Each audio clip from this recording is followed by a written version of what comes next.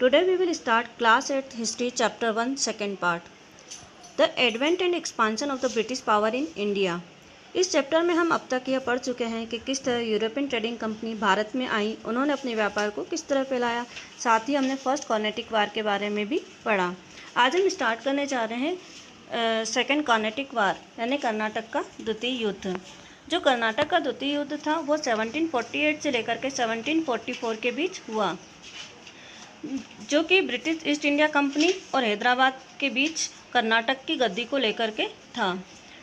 French company ने हैदराबाद में मुजफ्फर जंग को और कर्नाटक में चांद साहब को राजा बना दिया, जबकि ब्रिटिश कंपनी कर्नाटक में मोहम्मद अली को और हैदराबाद में नासिर जंग को समर्थन दे रही थी। इसके कारण युद्ध शुरू हो गया।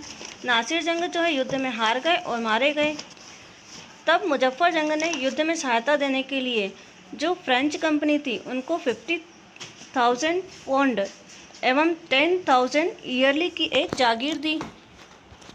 उधर जो है रॉबर्ट क्लाइव जो थे, उनके नेतृत्व में ब्रिटिश कंपनी ने अर्काट का घेरा डाल दिया। चांद साहब जो है वो युद्ध में मारे गए और इस तरह पूरे कर्नाटक पर ब्रिटिश कंपनी का एकाधिकार हो गया। कर्नाटक में अंग्रेजों के और हैदराबाद में फ्रांसीसी कंपनी का अधिकार हो गया। हैदराबाद की रक्षा के नाम पर फ्रांसीसी कंपनी ने एक सेना वहां रख दी और जिसका खर्चा हैदराबाद की राजा जो थे निजाम, उनको ही देना था। इस प्रकार भारतीय राज्यों से सेना का खर्च लेकर उनकी सुरक्षा के नाम पर उनके ऊपर नियंत्रण रखने का उन्होंने एक नया तरीका खोज निकाला। नेक्स्ट है आपका द थर्ड कार्नेटिक वार। जो थर्ड कार्नेटिक वार है 1756 से लेकर के 1763 के बीच का समय जो है वो थर्ड कार्नेटिक वार कहलाता है। एंग्लो फ्रेंच कॉन्फ्लिक्ट यानी कि जो फ्रांस और ब्रिटेन के बीच में युद्ध हुआ था उसे ही एंग्लो फ्रेंच कॉन्फ्लिक्ट कहा जाता है। जब यूरोप में फ्रांस और ब्रिटेन के बीच में 7 ईयर्स के लिए युद्ध शुरू हुआ, तब भारत में भी युद्ध शुरू हो गया। तब 1760 में वांडीवास के युद्ध में जो है फ्रेंच लोग हार गए। तब युद्ध में जो ब्रिटिश कंपनी थी उसको वो जीत गई और कर्नाटक पर तो उन्होंने अधिकार कर ही लिया था, पर हैदराबाद से भी उन्होंने फ्रेंच कंपनी को निकाल दिया। तब भारत में जो है फ्रेंच कंपनी के अधिकार वाला जितना भी क्षेत्र था वो ब्रिटिशर्स ने अपने हाथ में ले लिया। इस प्रकार भारत में फ्रेंच कंपनी की राजनीतिक अधिकार प्राप्त करने की महत्वाकांक्षा का अंत हो गया और ब्रिटिश ईस्ट इंडिया कंपनी ने पूरे भारत पर अपना अधिकार स्थापित करने का द्वार खोल लिया। British conquest of Bengal. Bengal में ब्रिटिश कंपनी की विजय। अलीवर्दी खां जो है वो 1740 में बंगाल के नवाब बने। वह योग्य एवं डिप्लोमेटिक यानी कूटनीतिक के राजा थे। वह अंग्रेजों द्वारा की गई कलकत्ता की जो किलेबंदी थी उसको पसंद नहीं करते थे। 1756 में अलीवर्दी खां की मृत्यु हो गई। तब सिराजुद्दौला जो है बंगाल का नवाब बना।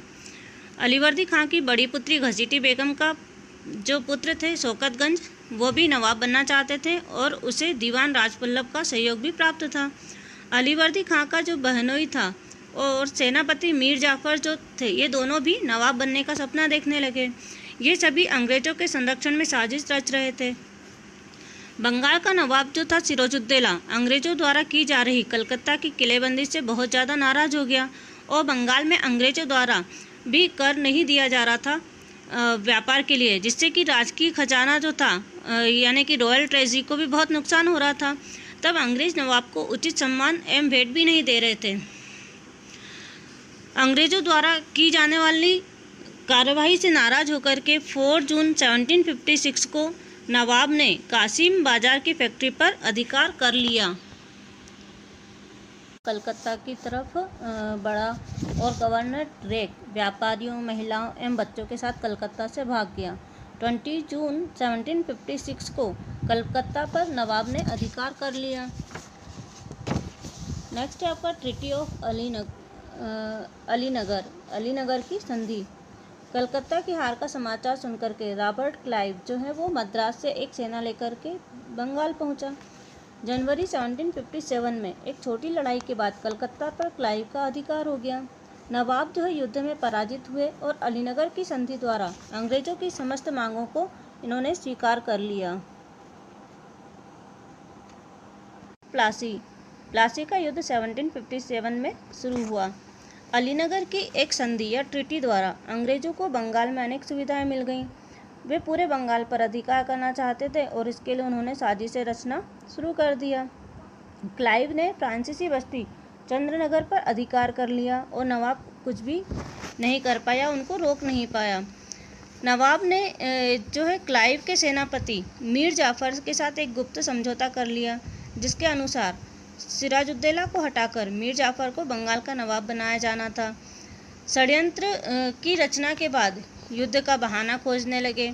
नवाब पर अलीनगर की संधि भंग करने का आरोप लगाने लगे और आरोप लगाते ही क्लाइव सेना सहित मुर्शिदाबाद के लिए चल पड़ा। फिर 23 जून 1757 को क्लाइव और नवाब की सेनाओं के बीच प्लासी के मैदान में युद्ध हुआ।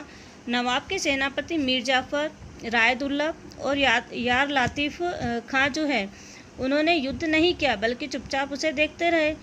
इसके कारण नवाब जो है हार गए और मीर जाफ़र के पुत्र मीरन ने उन्हें मार डाला।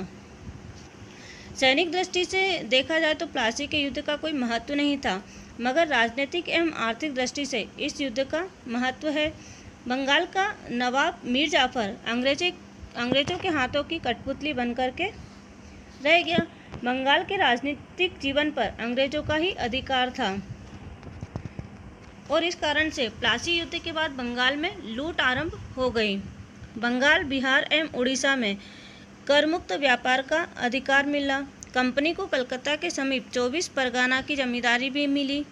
कलकत्ता में कंपनी को सिक्के ढालने का अधिकार मिल गया और इस प्रकार प्लासी के युद्ध ने कंपनी को बंगाल की सत्ता सौंप दी।